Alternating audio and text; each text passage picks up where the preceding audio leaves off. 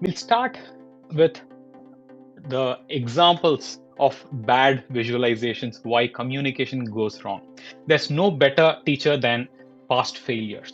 We'll look at some examples of the cost of poor communication. We'll look at why data storytelling, and then we'll go through the 4 steps in the framework on how you can start creating data stories today.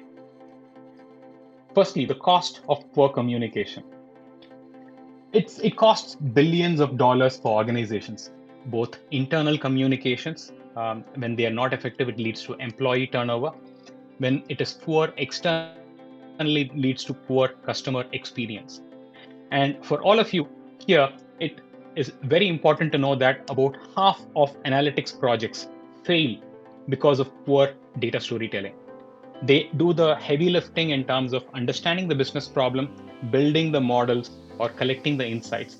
But at the last mile, they don't convert those insights into engaging visuals to drive the users to action.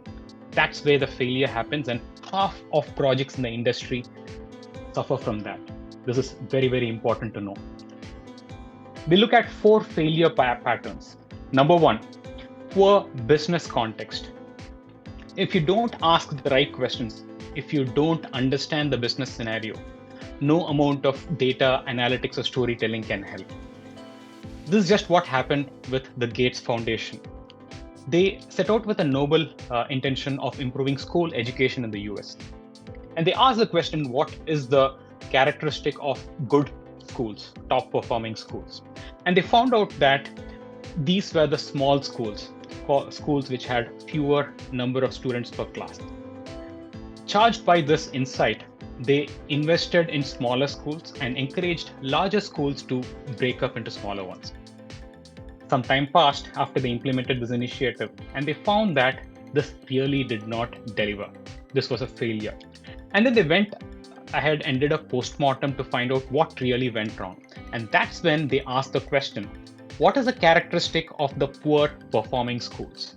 And it turned out that these were also the small schools. So the size of schools was not really a factor. It was something else.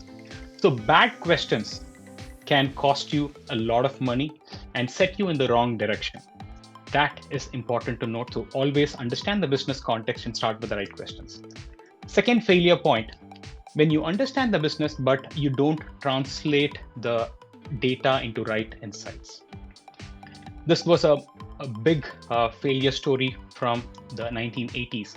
The Challenger Space Shuttle, seconds after it took off, it exploded, killing all 7 astronauts on board.